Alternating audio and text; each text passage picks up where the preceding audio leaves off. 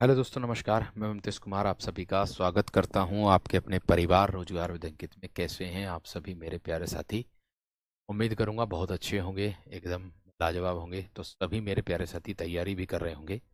प्यारे दोस्त, आज जो है हमारा जो टॉपिक है वो रूपक अलंकार का है। अब रूपक अलंकार को हम लोग करने जा रहे हैं। अलंकार को मेरे दोस्त हम लोग करने जा रहे हैं, और रूप क्योंकि हमने जो पढ़ लिए हैं, अब हमारा अर्थालंकार चल रहा है। ठीक है, अर्थालंकार को बखूबी तरीके से हम अच्छे तरीके से करने जा रहे हैं। उसको ही पढ़ेंगे और उसको अच्छे से समझ करके भी करेंगे, अच्छे से समझ करके चलते रहेंगे। ठीक है, तो रूपक अलंकार क्या कहता है, रूपक अलंकार की क्या परिभाषा होती है, वो सारी चीजें हम लोग देखेंगे अब। ठीक है, तो चलिएगा शुरू करते हैं अपनी कक्षा को एकदम बेहतर और जबरदस्त तरीके से। तो प्यारे दोस्त, रूपक अलंकार से भी पहले कल मैंने एक बात कही थी आप लोगों के लिए। आप में से ही एक भैया ने कहा था कि भैया जी, हमें जो है किसका, हमें जो है एक उल्लेख अलंकार जो है उसकी परिभाषा बता देना। तो मैं उसकी परिभाषा आप लोगों को बता देता हूं। उल्लेख अलंकार की क्या होती है? ठीक है भैया, उल्लेख अलंकार की परिभाषा लिख लो पहले, क्या होती है। जो भैया पूछ रहे थे उनको बता देता हूं, सभी के लिए काम आ जाएगी। उल्लेख अलंकार, ठीक है, उल्लेख अलंकार। उदाहरण तो मैंने आपको कल बता दिया था इसका, लेकिन परिभाषा अगर कभी बाई चांस आपसे पूछ ले तो इसको ध्यान में रखना है। देखिए, उल्लेख अलंकार को विविध उल्लेख अलंकार भी कहते हैं। यानी कि जब एक ही वस्तु, ध्यान से समझना, जब एक ही वस्तु या विचार को विभिन्न तरीकों से वर्णित किया जाता है। जब एक ही वस्तु, एक ही, जब एक ही वस्तु, एक ही वस्तु या विचार को, वस्तु या विचार को, विचार को विभिन्न तरीकों से,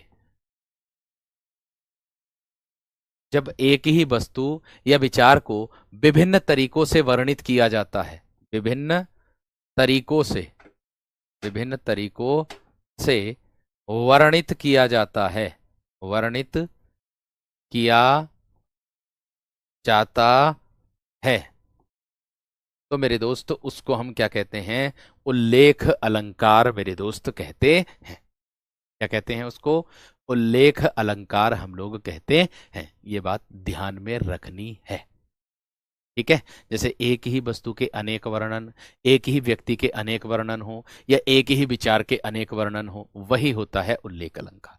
ठीक है, इसको दिमाग में रख लेना। अब आ जाइएगा मेरे दोस्त, आप लोगों का रूपक अलंकार आता है। तो रूपक अलंकार की क्या मेरे दोस्त परिभाषा होती है, इसको दिमाग में रखना।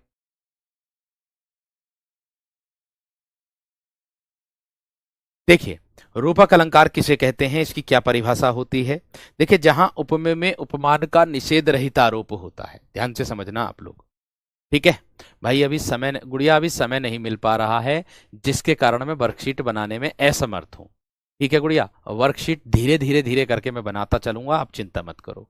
ठीक है, अब धीरे धीरे करके बोझ कम होता चला जा रहा है। अब एक कक्षा UP triple S C PET वाली वो बंद हो गई है, आज अंतिम कक्षा थी। ठीक है, आज अंतिम कक्षा थी, वो बंद हो गई। अब धीरे धीरे करके मैं आप लोगों को देना शुरू कर दूंगा, टेंशन मत लो बिल्कुल भी। ठीक है भैया, चलिए। मैंने कहा रूपक अलंकार, रूपक की पहचान क्या होगी, इसकी क्या परिभाषा होगी। मैंने कहा जहां उपमेय में उपमान का निषेध रहित आरोप हो, जहां उपमेय में, उपमेय में उपमान का, उपमान का निषेध रहित कह दो या अभेद रहित कह दो, अभेद रहित आरोप हो, अभेद रहित आरोप हो, आरोप हो, वहां रूपक अलंकार होता है, वहां रूपक अलंकार होता है, रूपक अलंकार होता है। अब इसकी मेन पहचान क्या होगी सर? देखिए, इसकी जो मेन पहचान आप लोगों को देखने के लिए मिलेगी वो क्या मिलेगी, वो ध्यान रखना। इसमें योजक चिन्ह का प्रयोग होता है। इसमें योजक चिन्ह, योजक चिन्ह, छोटा सा योजक चिन्ह आएगा आपका। योजक चिन्ह का प्रयोग मेरे दोस्त होता है। पहचान बता रहा हूं, अगर तीनों विकल्प में हो तो रूपक भी, उत्प्रेक्षा भी, और मेरे दोस्त एक और होता है मेरे दोस्त आप लोगों का कौन सा, जो उपमा होता। ये तीनों अगर विकल्प में होंगे तो इसकी पहचान बता रहा हूं। प्रयोग होता है, योजक चिन्ह का क्या होता है मेरे दोस्त, इसके अंतर्गत आपको प्रयोग देखने के लिए मिलेगा। या उपमान को एक कर दिया जाए ऐसे कह सकते हो, भेद रहित आरोप हो या भेद रहित आरोप हो ऐसे भी कह सकते हो। जैसे उदाहरण देखोगे तो आपको पता चल जाएगा। देख सकते हो आप लोगों के सामने उदाहरण मैंने दे रखे हैं। इसमें किसी वाचक शब्द का प्रयोग नहीं होता, इसकी एक मेन पहचान ये है। ठीक है, मैंने क्या कहा मेरे दोस्त, इसमें यहां विशेष तरीके से ध्यान रखना,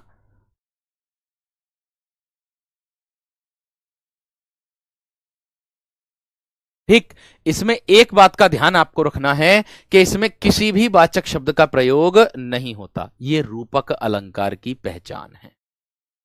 ये किसकी पहचान है, यह रूपक अलंकार की पहचान मेरे दोस्त आप लोगों की होगी। ठीक है, अब देखो किस तरीके से, अब देखो किस तरीके से मेरे दोस्त आप लोगों को, जैसे चरण कमल वंदो हरिदाई। देखिए, मैंने कहा था आपको कि बीच में योजक चिन्ह आप लोगों को मिल जाएगा। बीच में योजक चिन्ह मेरे दोस्त आप लोगों को मिल जाएगा, ये बात ध्यान रखना। ठीक है, आगे देखो, मैं कह दूं मैया मैं तो चंद्र खिलौना ले हो, ये यहां पर मेरे दोस्त क्या आ जाएगा, योजक चिन्ह का प्रयोग मेरे दोस्त आप लोगों को देखने के लिए मिल जाएगा। अपलक नवनील नयन विशाल, ये भी मेरे दोस्त योजक चिन्ह का प्रयोग। बस योजक चिन्ह इतना ध्यान रखना है कि इसमें अगर योजक चिन्ह आएगा तो इसमें ये तो आएगा ही नहीं, वाचक शब्द नहीं आएगा। अगर हाँ आपके दिमाग में बात ये आ रही होगी कि कभी कभी कुछ उदाहरणों में तो ऐसा भी हो जाता, उपमा में योजक चिन्ह आ जाता, उत्प्रेक्षा में योजक चिन्ह आ जाता, लेकिन उसमें अपने उनके वाचक शब्द भी तो दिए होते हैं। योजक चिन्ह आएगा तो उसमें अपने वाचक शब्द भी तो होंगे जो सासी से सम सरिस ये वाले होंगे।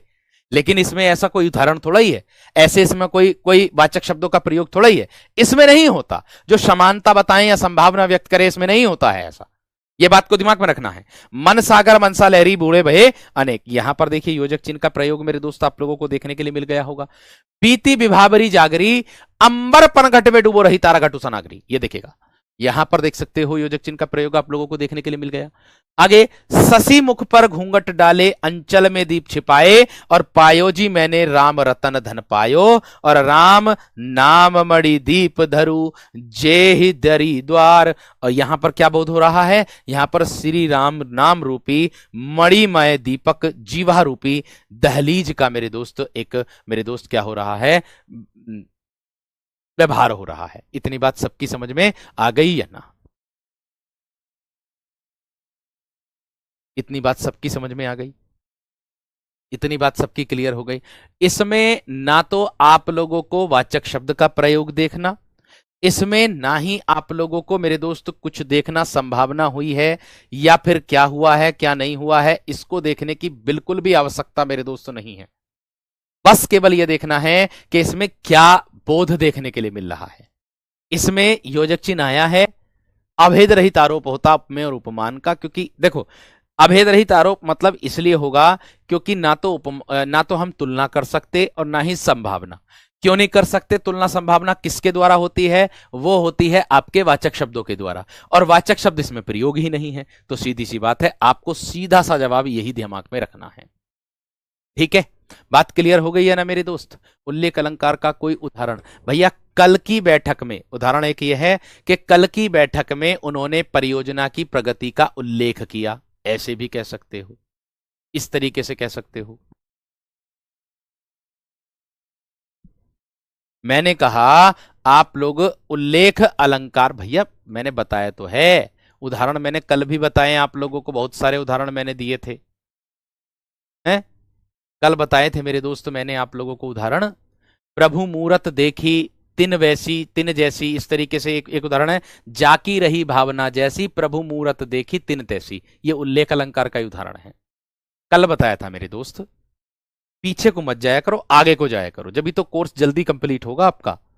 बात समझ में आ गई क्या ना? देखो, मैंने कहा कि इसमें वाचक शब्दों का प्रयोग नहीं होता है, और बस ये जितने भी उदाहरण मेरे दोस्त मैंने आप लोगों के दिए हैं वो सब मेरे दोस्त आपके इसी के उदाहरण हैं। वोकैब शुरू करूंगा किसके बाद? आपके अलंकार के बाद तुरंत वोकैब शुरू कर दूंगा, ये ध्यान रखना, ठीक है? और देख लो, और उदाहरण ये रहा, और देख लो, और उदाहरण ये रहे, शंकर चापू जहाज सागर रघुबर, शंकर चापू जहाजू, शंकर चापू जहाजू सागर रघुबर बाहुबलु। यहां पर शिव का धनुष रूपी जहाज बताया है। इसमें किसका अभेद रहित आरोप है? इसमें मेरे दोस्त शिव का जहाज रूपी, धनुष रूपी जहाज के रूप में बताया है। बढ़त बढ़त संपत्ति सलिल मन सरोज बढ़ जाए, संपत्ति रूपी सलिल, सलिल पानी का भी होता, मन रूपी सरोज, इसमें इसका मेरे दोस्त अभेद रहित आरोप किया गया है। बात समझ में आ गई? बस इतना ध्यान रखना, वाचक शब्द इसमें नहीं आता।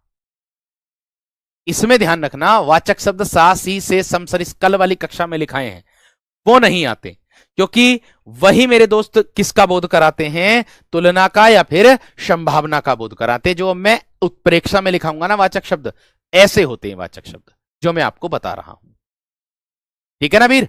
अब देखो कैसे। उत्प्रेक्षा का अर्थ क्या होता है वीरो? संभावना। उत्प्रेक्षा का अर्थ क्या होता है? संभावना। थोड़ी सी गति बढ़ा रहा हूं, आप भी अपनी गति बढ़ा लीजिएगा, हाथों हाथ मत लिख करके चलिएगा, बाद में लिख लेना, कोई दिक्कत वाली बात नहीं है मेरे दोस्त। लिखना तो है, रहेगा तो आपके पास ही सारा। अभी तो आपके पास कोई भी मेरे दोस्त वो नहीं है, वैकेंसी के बारे में अभी कोई इंफॉर्मेशन नहीं, वैकेंसी भी सितंबर में बताई, अभी जुलाई चल रहा, तो आप आराम से कर लेना, कोई दिक्कत वाली बात नहीं है। लिखने के लिए भाई बाद में कर लेना, मैंने लिखने के लिए बोल दिया, नहीं वरना तो एक एक चीज को समझाते समय बहुत ज्यादा समय लग जाएगा, ठीक है? ये फायदा आपके लिए कर रहा हूं मैं, बाकी और कुछ बात नहीं है। उत्प्रेक्षा का अर्थ होता है मेरे दोस्त संभावना, जहां उपमेय में उपमान की संभावना व्यक्त की जाए। जहां उपमेय में उपमान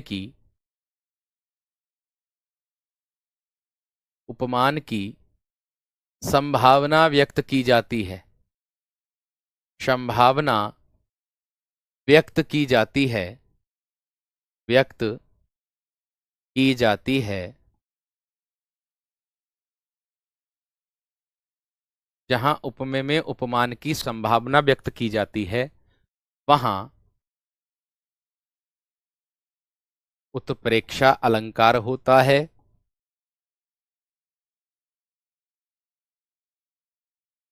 वहां उत्प्रेक्षा अलंकार होता है। उत्प्रेक्षा अलंकार होता है, ठीक है? और उत्प्रेक्षा अलंकार की मेन बात यही है कि इसके अपने वाचक शब्द होते हैं। नबल सुंदर श्याम शरीर की, इतना सा अलंकार ये उल्लेख अलंकार का है, और अगर पूरी पंक्ति आ जाएगी सजल नीरज सी कल कांति थी, वो उपमा अलंकार का हो जाएगा। कल वाली कक्षा में मैंने बताया था आपको, ठीक है भैया? तो आप देख सकते हो, जहां उपमेय में उपमान की संभावना व्यक्त की जाती है, यहां देखो मैंने कहा कि जहां उपमेय में उपमान की संभावना व्यक्त की जाती है उसी को मेरे दोस्त आप लोगों को कहा जाता है उत्प्रेक्षा अलंकार। और संभावना में मेरे दोस्त कैसे आपको प्रयोग होंगे, इसके अपने अलग वाचक शब्द होते हैं। कुछ भी अर्थ निकालने की आवश्यकता नहीं है, किसी का भी मेरे दोस्त अर्थ निकालने की आवश्यकता नहीं है, ये बात ध्यान रखना, किसी चीज का भी अर्थ निकालने की आवश्यकता नहीं है, ठीक है? अब देखो कैसे, आपको देखना जनु, ये वाचक शब्द देखने, रूपक उत्प्रेक्षा उपमा अलंकार के मैंने अलग वाचक शब्द बताए हैं, रूपक अलंकार में किसी भी वाचक शब्द का प्रयोग नहीं होता, उपमा उत्प्रेक्षा अलंकार के अपने अलग वाचक शब्द हैं। अब देख लीजिएगा, दो के वाचक शब्द हो गए, एक का वाचक शब्द नहीं है, यानी कि एक में वाचक शब्दों का प्रयोग नहीं होता। तो भाई अब आप इन तीनों में आराम से उत्तर लगा सकते हो और आसानी से इसको पहचान भी सकते हो, ठीक है? अर्थ निकालने की किसी में भी आवश्यकता नहीं मेरे दोस्त, अर्थ की जरूरत ही नहीं है, ये बात भी ध्यान रखना, है ना? अर्थ भी निकालने की आवश्यकता बिल्कुल भी नहीं है। देखो, जनु मनु जानो मानो लेकिन वरन परंतु किंतु जनहु ज्यों मनहु जहां वहां कहां, ये मेरे दोस्त वाचक शब्द होते हैं। किसके अंतर्गत आते हैं? ये उत्प्रेक्षा की पहचान बताते हैं। किसकी पहचान बताते हैं? जान शब्द हो आता है, ये उत्प्रेक्षा की पहचान बताते हैं। बस आराम से इसको आराम से मेरे दोस्त पहचान सकते हो। ठीक है, उत्प्रेक्षा की पहचान बता सकते हो बस इससे आप। उदाहरण में आपको कुछ देखने की जरूरत नहीं है, पूरा उदाहरण पढ़ो कि सोहत ओढ़े पीत पटु श्याम सलोने गात, कहीं पर मिल जाए वाचक शब्द तो आप आंख बंद करके उत्तर लगा देना अपना कि ये तो उत्प्रेक्षा अलंकार का उदाहरण है। ये लीजिएगा, आपके सामने मनहु शब्द आ गया, ऊपर वाचक शब्द लिखा है, तो आपका मेरे दोस्त उत्प्रेक्षा अलंकार का उदाहरण हो जाए। इतनी बात समझ में आ गई मेरे दोस्त? आगे देखो, आगे कह रहा चमचमात चंचल नयन बिच घूंघट पट छिन मनहु सुरसरिता विमल जल उछरत जुगमीन। यहां पर भी मेरे दोस्त क्या आ जाएगा? आपका मनहु शब्द आ जाएगा। क्या आ जाएगा मेरे दोस्त? आपका मनहु शब्द मेरे दोस्त देखने के लिए मिल जाएगा। तो ये मनहु किसके लिए आया है? ये भी मेरे दोस्त आपका वाचक शब्द है। ये भी मेरे दोस्त क्या है? आपका वाचक शब्द है। चमचमात चंचल नयन बिच घूंघट पट छिन मनहु सुरसरिता विमल जल उछरत जुगमीन। ये भी मेरे दोस्त किसके अंतर्गत आ जाएगा? मनहु और मनहु दोनों के दोनों मेरे दोस्त किसके अंतर्गत आ गए? इसके अंतर्गत।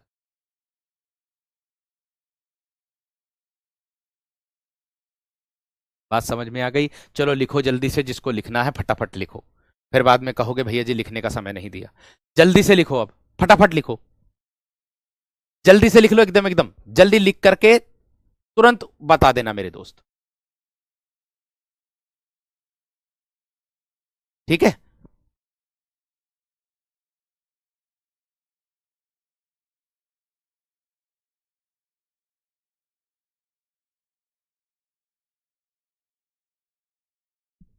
जल्दी से बताओ मेरे दोस्त, फटाफट एकदम।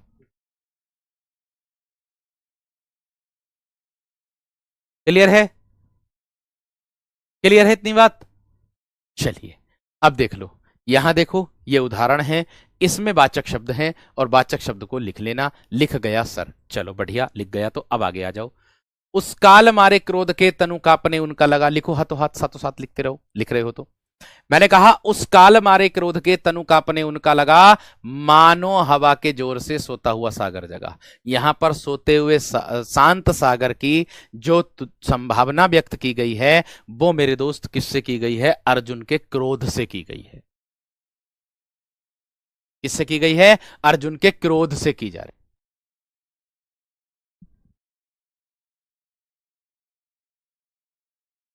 भैया सागर मन लगाओ मेरे वीर, मन लगाओ, बिना मन लगाए कुछ नहीं होने का। बिना मन लगाए कुछ नहीं होने का मेरे वीर। कुछ अगर तुम मेहनत करोगे तो मेहनत आगे बढ़ेगी। बिना मन लगाए मेरे दोस्त कुछ नहीं होने का। ऐसा मत सोचो कि अभी भर्ती नहीं आ रही है, कल पर मत टालो, कल पर टालोगे तो नुकसान आपका हो जाएगा। जो आकाश की जो आराधना, उनके चक्करों में मत पड़ो मेरे दोस्त, ये बात ध्यान रखना। एक कवि हैं जिनका नाम बाल कवि है, उन्होंने एक बड़ी कविता, बड़ी बेहतरीन कविता लिखी है कि आज मैंने सूर्य से बस जरा सा यूं कहा, आज मैंने सूर्य से बस जरा सा यूं कहा, आपके साम्राज्य में इतना अंधेरा क्यों रहा, आपके साम्राज्य में इतना अंधेरा क्यों रहा है, तमतमा कर वो दाड़ा मैं अकेला क्या करूं। भैया ध्यान रखना, हमेशा अकेला चना भाड़ नहीं फोड़ता। तमतमा कर वो दाड़ा मैं अकेला क्या करूं, तुम निकम्मों के लिए मैं भला ही कब तक मरूं। अरे भैया एक हाथ से ताली नहीं बजती।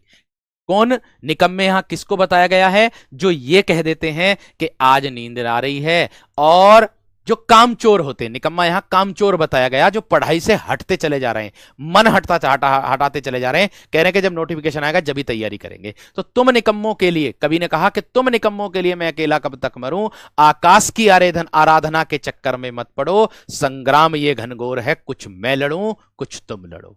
संग्राम ये घनघोर है, कुछ मैं लड़ूं कुछ तुम लड़ो। तो हमेशा ध्यान रखना, लड़ाई जो है वो लड़ करके ही जीती जाती है, बिना लड़े कुछ नहीं मिलने वाला। भाई मेहनत करते रहो अच्छे से एकदम। आ जाओ इधर, उस काल मारे क्रोध के तनु कांपने उनका लगा, मानो हवा के जोर से सोता हुआ सागर जगा। अगर मैं कह दूं आप लोगों से मेरे दोस्त, क्या होगा कि यहां मानो शब्द मानोवाचक शब्द है मेरे वीर आपका। ये क्या होगा? ये मानोवाचक शब्द है मेरे दोस्त आप लोगों का, इसी के अंतर्गत आप लोगों का आ जाएगा। आगे देखो, फूले कास सकल मही छाई, जनु बरसा ऋतु प्रकट बुढ़ाई। यहां देख सकते हो जनु शब्द आ गया। ज्यादा समय खराब नहीं करना आपको, बस केवल इतना करना है कि मेरे दोस्त जनु आ गया। एलटी ग्रेड के लिए भैया अंकित सर ने अभी वीडियो बनाई है 11 बजे टीचिंग चैनल पर, देख लेना जो विद्यार्थी एलटी ग्रेड से संबंधित जानकारी लेना चाहते हैं। अभी केवल शॉर्ट नोटिस आया है, फुल नोटिफिकेशन नहीं आया। फुल नोटिफिकेशन जब आ जाएगा तो वीडियो बन जाएगी, आप चिंता ना करें। आगे, ले चला साथ में तुझे कनक, ज्यों भिक्षुक। ज्यों शब्द आ गया, देखो ये दिया था ना यहां पर, ये रहा ज्यों। ये उत्प्रेक्षा अलंकार का ही उदाहरण मेरे दोस्त आप लोगों का है। ये किसका है? ये उत्प्रेक्षा अलंकार का ही मेरे दोस्त आप लोगों का उदाहरण है। अति कटु वचन कहती केकई, मनहु लोन जरे पर दे। मनहु लोन जरे पर दे। आप देख सकते हो यहां पर भी क्या आ जाए। बात समझ में आ गई क्या ना? बात क्लियर हो गई मेरे दोस्त? बात क्लियर हो गई मेरे शेर? हाँ रवि, कर सकते हो, कोई दिक्कत वाली बात ना मेरे शेर। मैंने कहा मनहु आ गया, ज्यों आ गया, जनु आ गया, मानो आ गया। मैंने कहा जनु, मनु, जानो, मानो, ऐसे शब्द मेरे दोस्त आप लोगों को आएंगे तो आप किसके अंतर्गत लगाओगे? इसी के अंतर्गत। मनीषा, बार बार कॉपी पेस्ट करने से कुछ नहीं होने वाला। गुड़िया रानी, गुस्सा करना बहुत बड़ा पाप है, ये बात ध्यान रख लेना। शांत रह करके उस समस्या का हल निकालना, ये सबसे बड़ी उपलब्धि होगी, ये बात ध्यान रखना। और दूसरी बात ये भी है, गुस्सा करने से कुछ नहीं होने वाला है, केवल अपना ही दिमाग खराब करना है। बस इतना ध्यान रखना, पढ़ते रहो और जितना धीरे चल रहा हूं उतना धीरे चल लो। अभी कुछ भी नहीं है आपके पास, ना तो आपकी भर्ती का पता, ना आपका अभी आवेदन का पता। तो आप धैर्य रह करके जितना अपने आप को तैयार कर लोगे उतना ही मेरे दोस्त बहुत बेहतर रहेगा। बस इसको देखना जो मैंने गोल कर रखा, बाकी कुछ करने की जरूरत इसमें नहीं है। ठीक है भैया, आगे बढ़ूं। आगे आता है मेरे दोस्त आपका अतिशोक्ति अलंकार। आगे क्या आता है मेरे दोस्त? आपका अतिशोक्ति अलंकार आता है। यानी कि इसकी परिभाषा आप लोगों की क्या बनेगी अतिशोक्ति की? कि भैया इसकी परिभाषा बनेगी आप लोगों की कि जहां उपमेय में, या मैं कह दूं कि जहां किसी वस्तु, पदार्थ या कथन का वर्णन, जहां अतिशोक्ति की शुद्ध वर्तनी भी आती लिखने के लिए, ध्यान रखना बड़ा से पूरा बनता। अतिशयोक्ति की शुद्ध वर्तनी लिखने के लिए आती है, ये बात ध्यान रखना, इसमें आ जाता है। ठीक है भैया, ये बात ध्यान रखना। देखो मैंने कहा जहां किसी वस्तु, जहां किसी वस्तु या व्यक्ति, जहां किसी वस्तु या व्यक्ति का, या व्यक्ति, वस्तु कोमा लगा दो, जहां किसी वस्तु, व्यक्ति या कथन का वर्णन, कथन यानी कि जो कहा हुआ हो, है ना, कथन का वर्णन लोक सीमा से बढ़कर प्रस्तुत किया जाए। लोक सीमा से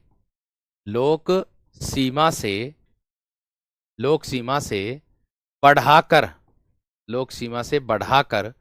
प्रस्तुत किया जाए।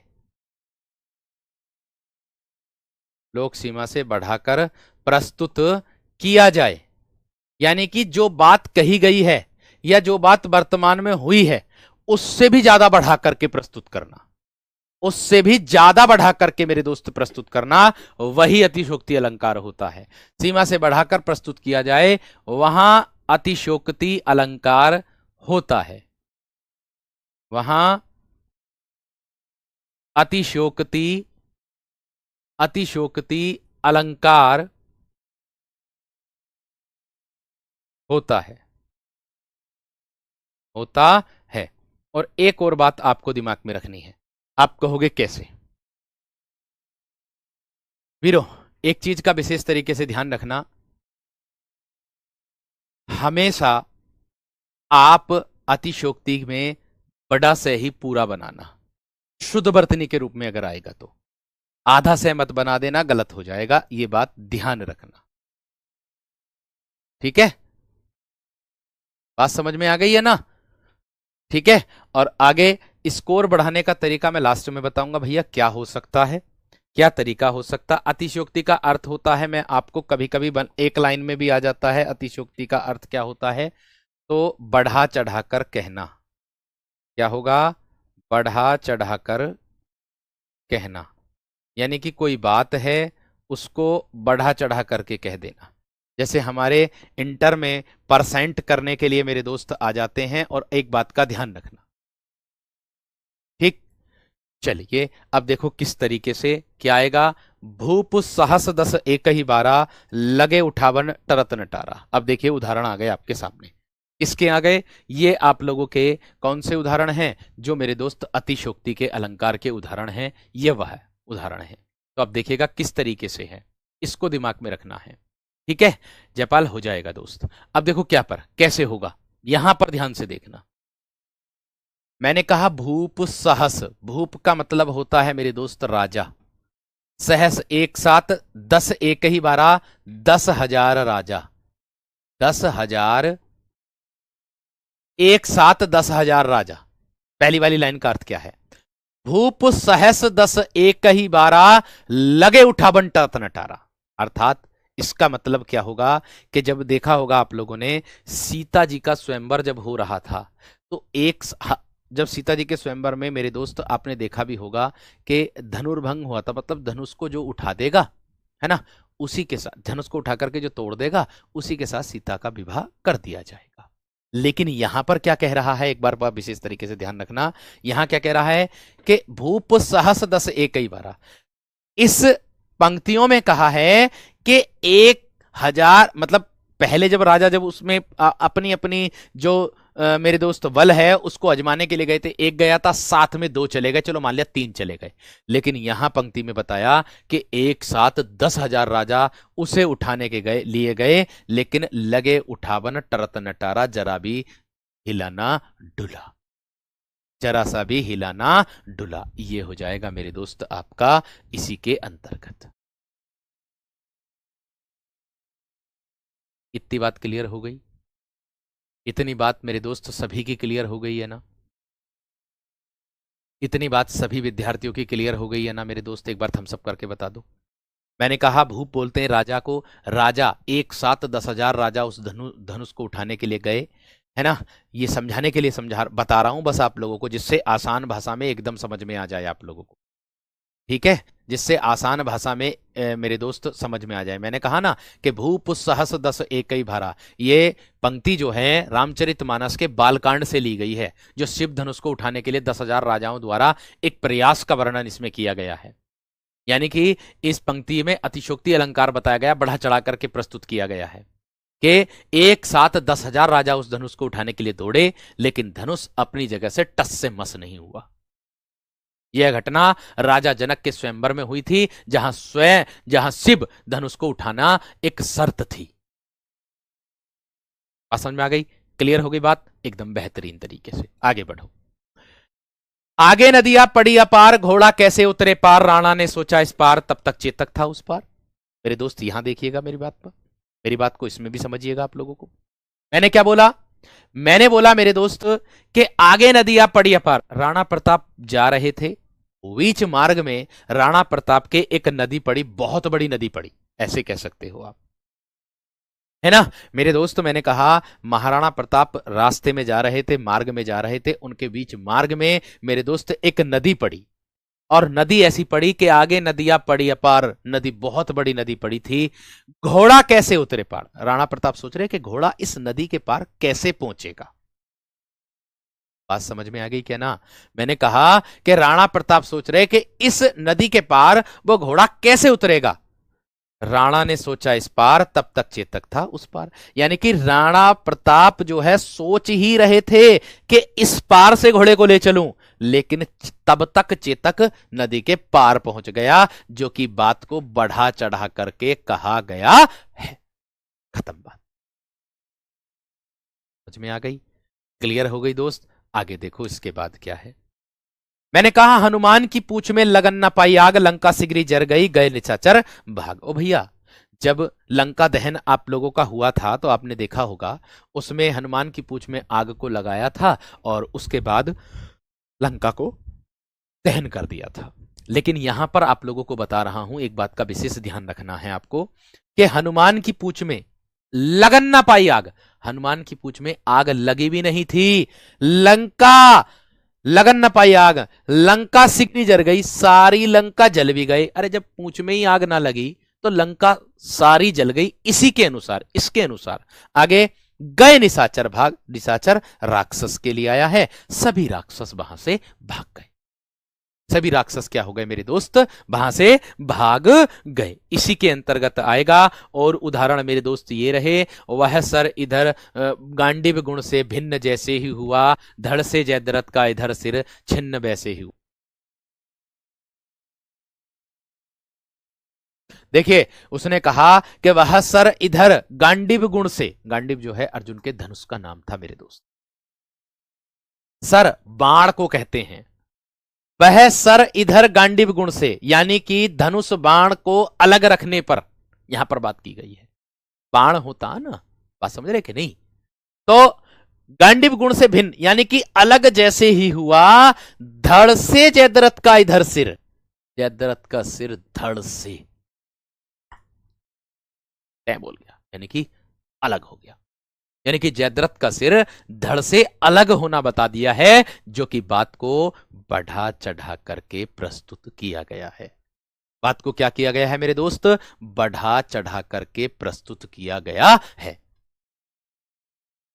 बात समझ में आई या नहीं? पहली पंक्ति की बात समझ में आई या नहीं, ये बताओ फटाफट थम्स अप करके। पहली पंक्ति की बात समझ में आई या नहीं मेरे दोस्त? इतनी बात बताओ जल्दी से थम्स अप करके। बात बताओ समझ में आई या नहीं, थम्स अप करके बताओ फटाफट जल्दी से, एकदम बताओ जल्दी से, बताओ वीरो। ठीक है, थम्स अप करके बताओ मेरे दोस्त। क्लियर शेर? थम्स अप करके बता दो वीरो, समझ में आ रहा कि नहीं? मैं आगे जब भी बढ़ता हूं जब आप लोगों का थम्स अप आ जाता है, ठीक है? और जो विद्यार्थी बीच में जुड़ता है मैं उनसे यही निवेदन करूंगा कि आप कक्षा को बाद में देख लेना, ठीक है ना मेरे दोस्त? ठीक है वीर, इतनी बात समझ में आ गई? अब हाँ, कभी कभी कंफ्यूज आ सकता है एग्जामिनर। कैसे कंफ्यूज आ सकता है? जो पहली वाली लाइन दी ना, ये वाली, कि वह सर इधर गांडीव गुण से भिन्न जैसे ही हुआ, इतनी सी पंक्ति में ये जैसे वाचक शब्द आ गया, जैसे, तो इसमें पहली वाली पंक्ति में उपमा अलंकार भी हो सकता। भैया जी समझ में आई ना बात मेरी? मैंने कहा इसमें आपकी पहली वाली पंक्ति में उपमा अलंकार भी हो सकता, जैसे वाचक शब्द आया है, ध्यान रखना। लेकिन दोनों पंक्ति पूरी आ जाएंगी ना आपकी, कि धड़ से जयद्रथ का इधर सिर छिन्न वैसे। अगर नहीं आया विकल्प में, नहीं आया उपमा अलंकार, तो आपका है ही अतिशोक्ति अलंकार, बात ही खत्म हो जाती। ठीक है भाई जी, आगे देखो। पानी परात को हाथ छुओ नहीं, अखियन के अश्रुओं से पग धोए। अर्थात मेरे दोस्त मैं कह दूं, जब श्री कृष्ण जी से सुदामा जी मिलने के लिए आए थे तो उन्होंने एक परात में पानी भर करके रखा हुआ था और उनके चरण पादुका को उसमें डाल रखे थे। और जब वे उनके पैरों को, चरणों को धो रहे थे तो श्री कृष्ण के अश्रु जो है उनके पैरों पर पड़ रहे थे। वास्तविक बात ये थी। लेकिन कवि ने क्या कहा है इसमें बढ़ा चढ़ा करके, कि पानी परात को हाथ छुओ नहीं, पानी के जो परात से भरा हुआ रखा था उसको हाथ से छुआ तक नहीं, अखियन के आंसुओं से पग धोए, आंखों के आंसुओं से ही उनके पैर धो दिए। जो कि बात मेरे दोस्त बढ़ा चढ़ा करके गई है। आगे दिया है, बालों को खोलकर मत चला करो दिन में, रास्ता भूल जाएगा सूरज। ये भैया मेरे दोस्त इसको ध्यान में रखना है। क्या बोला है कि बालों को खोल करके, एक स्त्री है, काले घने बालों को खोल करके चलने से भला प्रकृति का जो सूरज है वह रास्ता कैसे भटक सकता है? वो तो पूरब से ही निकलता है। इतनी बात समझ में आ गई, इतनी बात क्लियर हो गई। ठीक है भैया, बहुत अच्छी बात है, बहुत ही शानदार बात। सभी विद्यार्थियों का आया है थम्स अप और सभी ने कहा कि भाई भैया जी बहुत अच्छे तरीके से समझ में आ रहा, बहुत बहुत धन्यवाद। बस इतना। बाकी जिनको नहीं आ रहा भैया, उसके लिए मैं क्या ही कह सकता हूं, क्योंकि इससे आसान मैं कोई भाषा प्रयोग नहीं कर सकता। मैं हिंदी पढ़ा रहा हूं और हिंदी में ही मेरे दोस्त मैं आपको बता रहा हूं। प्रतीप अलंकार भी कराऊंगा, चिंता मत करो पंकज, मैं सारे अलंकार कराऊंगा, आप चिंता मत करो। यहां पर बात को बढ़ा चढ़ा करके प्रस्तुत किया गया है। ठीक है भैया, आगे देखो उसके बाद क्या कह रहा है। आगे देखो उसके बाद क्या कह रहा कि देख लो साकेत नगरी, यह स्वर्ग से मिलने गगन को जा रही। ये साकेत नगरी है जो स्वर्ग से मिलने गगन को जा रही। इसमें भी बात को बढ़ा चढ़ा करके प्रस्तुत किया गया है। सभी विद्यार्थियों ने इन उदाहरणों को लिख लिया होगा। अब इसके बाद मेरे दोस्त मैं आप लोगों के चलता हूं किस पर, भ्रांतिमान अलंकार पर। देखो भ्रांतिमान में क्या होता है मेरे दोस्त, भ्रम होता है। भ्रांतिमान अलंकार में मेरे वीर क्या होता है, भ्रम होता, अर्थात जहां समानता के कारण एक वस्तु का, जहां समानता के कारण, जहां समानता के कारण एक वस्तु का, एक वस्तु का, जहां समानता के कारण एक वस्तु का दूसरी वस्तु से, दूसरी वस्तु से भ्रम हो जाए, जहां समानता के कारण एक वस्तु का दूसरी वस्तु से भ्रम हो, वहां वहां भ्रांतिमान अलंकार होता है। वहां भ्रांतिमान अलंकार, वहां भ्रांतिमान अलंकार होता है, होता है। इतनी बात सबकी समझ में आ गई होगी। अब देखो क्या है, ध्यान से समझना। रोहित एक ही कमेंट आ रही, जल्दी फास्ट फास्ट, जल्दी फास्ट फास्ट, जल्दी फास्ट फास्ट। यही करते रहिए, पढ़ियो मत ना बिल्कुल भी। फास्ट फास्ट के चक्कर में बेटा चोट लग जाती है, ये बात ध्यान रखना। और चोट ऐसी लगती, दिल पर भी लगती है और आघात भी होता, और उसका दर्द जब महसूस होता जब रिजल्ट आता। मेरे से बहुत बड़ी बात बोली मैंने, ध्यान रखना। ये बात कहाँ बोली, ये बात ध्यान रखना। प्लीज ध्यान रखो, आराम से पढ़ते रहो, ठीक है। अब देखो किस तरीके से है, अब देखो किस तरीके से उदाहरण है। मैंने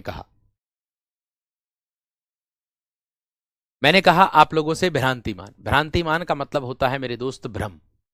अब आप कहोगे भ्रम कैसे होगा सर जी, यानी कि जब किसी वस्तु का किसी दूसरी वस्तु के कारण, है ना, समानता के कारण क्या हो जाता है, भ्रम हो जाता है। उसी को मेरे दोस्त हम क्या कहते हैं, भ्रांतिमान अलंकार हम लोग कहते हैं। अब देखो किस तरीके से कहेंगे, उदाहरण के तौर पर मैं आपको उदाहरण दे रहा हूं। यहां देख सकते हो आप लोगों के सामने, आपके सामने उदाहरण है। देखिए क्या है, वृंदावन विहरत फिरे राधानंद किशोर, नीरद यामिनी जानी डोले संग बोले, जानी डोले संग बोले मोर। अब देखिए संदेह अलंकार में और भ्रांतिमान अलंकार में दोनों में अंतर होता है। संदेह अलंकार में हमेशा के लिए संदेह बना रहता है, उसमें मेरे दोस्त निश्चयात्मक ज्ञान की प्राप्ति नहीं होती है। किंतु मेरे दोस्त भ्रांतिमान अलंकार में निश्चयात्मक ज्ञान की प्राप्ति हो जाती है।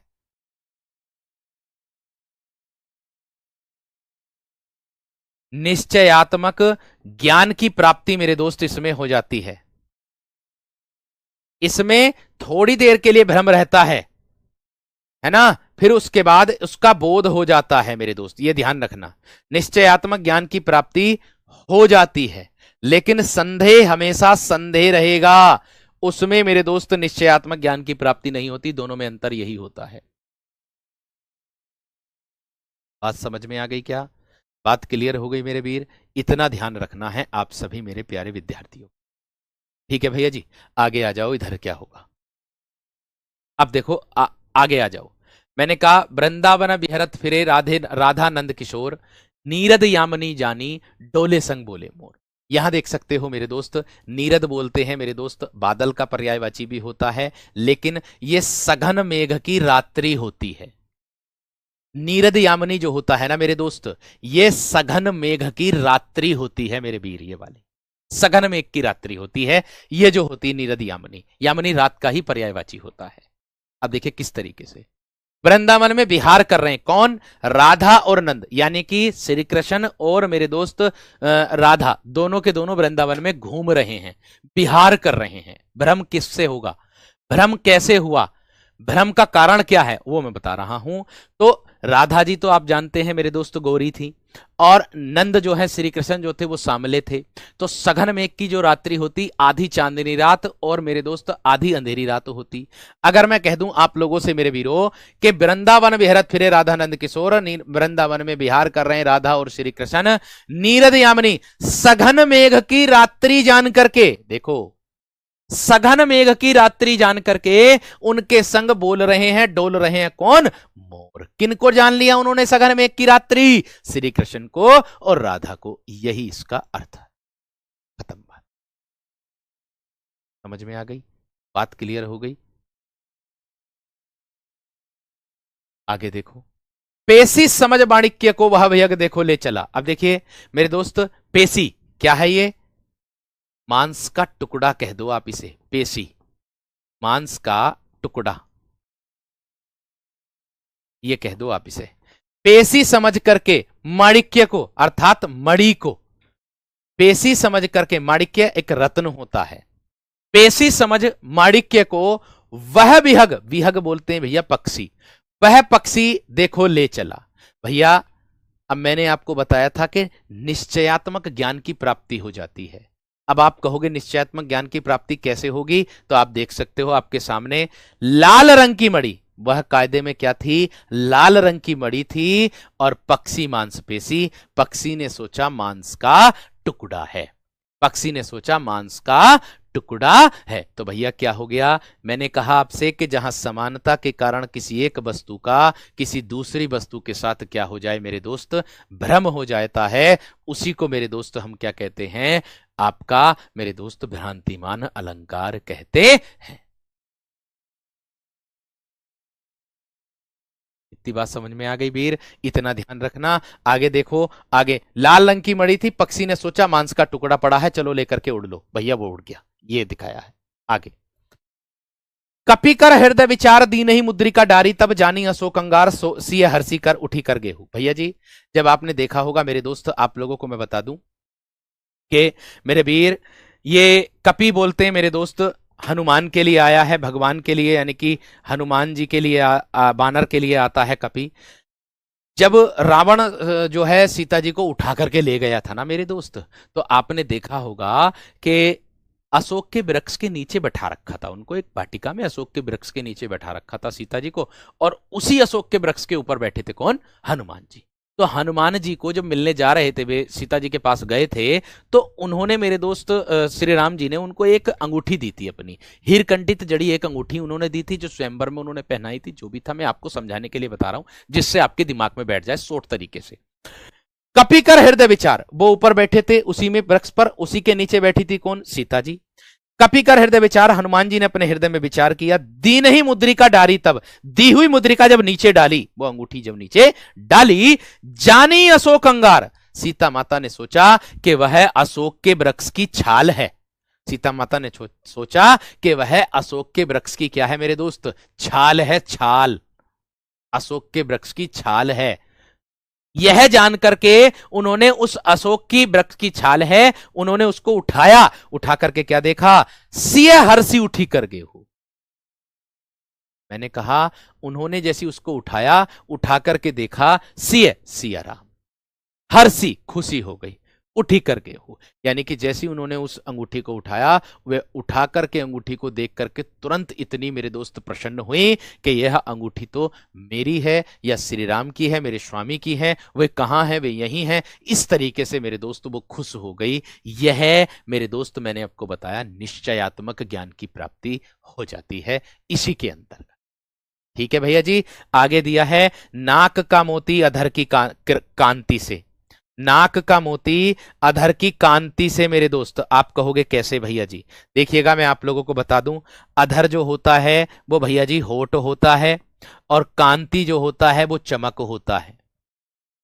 अधर जो होता है वो होठ होता है, और कांति जो होता है वो चमक होता है। मैं अगर बात करूं इसकी, नाक का मोती, स्त्रियां, एक स्त्री है जिसने अपनी नाक में मोती पहने हुए, अर्थात उर्मिला नाम की एक स्त्री है जिसने अपनी नाक में मोती पहने हुए है।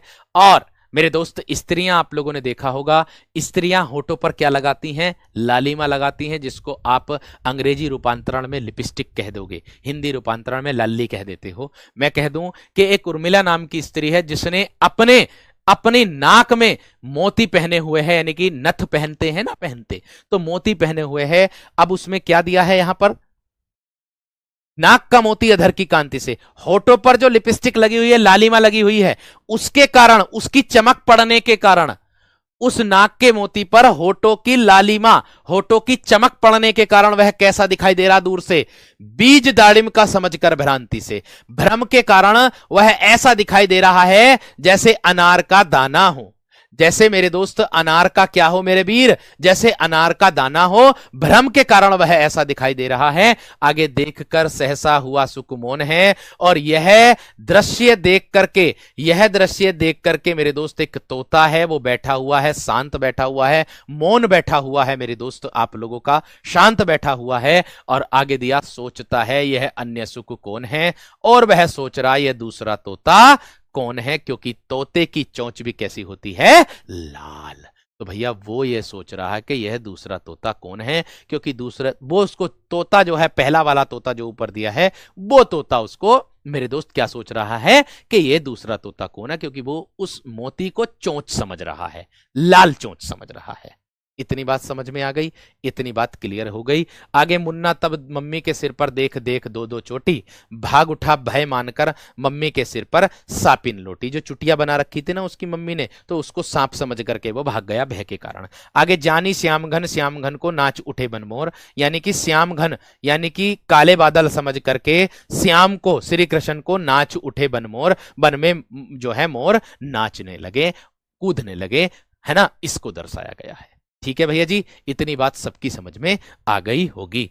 आगे इसके बाद आता है मेरे दोस्त आप लोगों का क्या, मेरे दोस्त इसके बाद आता है आप लोगों का संधेय अलंकार। इसी में करा देता हूं, बाकी जो बचेंगे ना आप लोगों के वो कल करा दूंगा। और कल मैं ध्यान रखना आप लोगों को बता दूं, कल मेरे दोस्त ये पूरा हो जाएगा एकदम। कल क्या हो जाएगा मेरे दोस्त आप लोगों का ये पूरा हो जाएगा। ठीक है भैया, कल अलंकार एकदम पूरा कर दूंगा मैं, विशेष तरीके से आपको बता रहा हूं ये वाली बात। अब संधेय अलंकार की क्या परिभाषा मेरे दोस्त आप लोगों की बन जाएगी? देखिए, संधेय में रहेगा संदेह, इसमें हमेशा संदेह ही रहेगा, इसमें कोई निश्चयात्मक ज्ञान की प्राप्ति नहीं होती है, इसमें कोई निश्चयात्मक ज्ञान की प्राप्ति मेरे दोस्त नहीं होती है कि जब किसी वस्तु में उसी के समान दूसरी वस्तु का संदेह हो जाए। जब किसी वस्तु में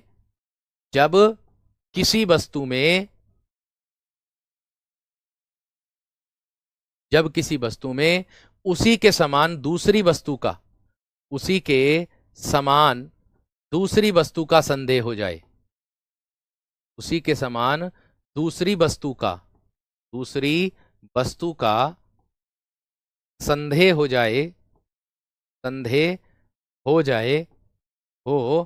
जाए, और कोई निश्चयात्मक ज्ञान की प्राप्ति न हो, और किसी निश्चयात्मक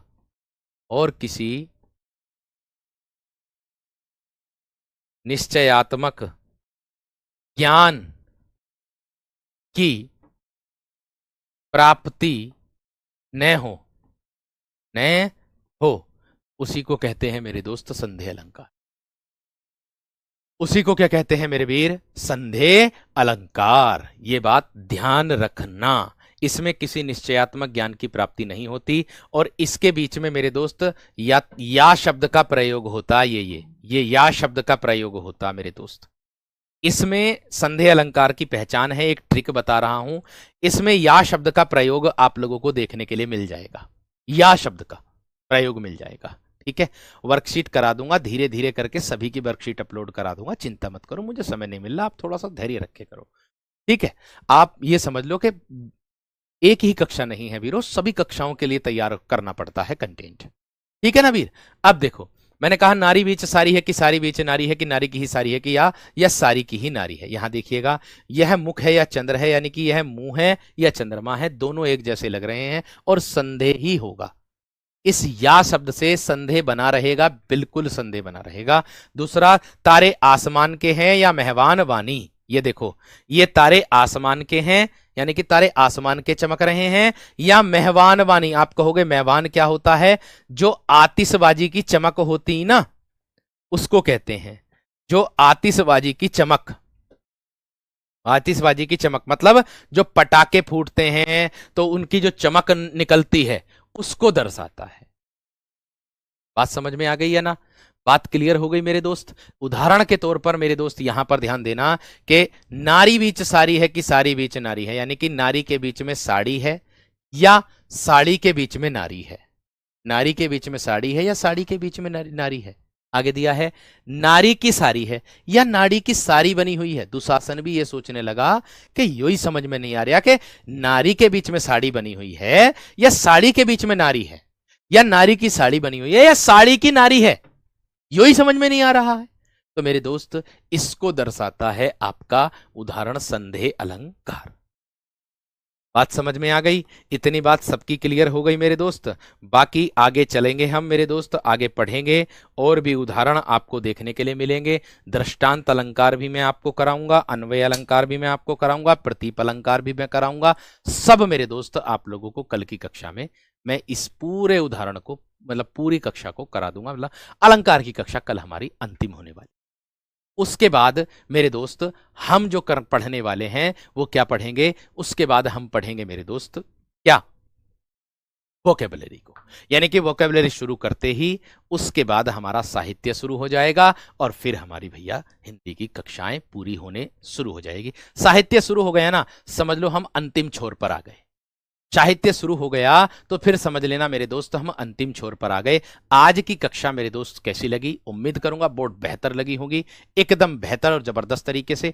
और हां, रस छंद अलंकार, रस छंद अलंकार का टॉपिक रहने वाला है शनिवार वाली कक्षा में। तो सभी साथी शनिवार के दिन मेरे दोस्त जरूर मेरे दोस्त जुड़ा करें, ठीक है? शनिवार के दिन कक्षा में मिल जाना, जिसको आपको बहुत बेहतर तरीके से मिलेगा।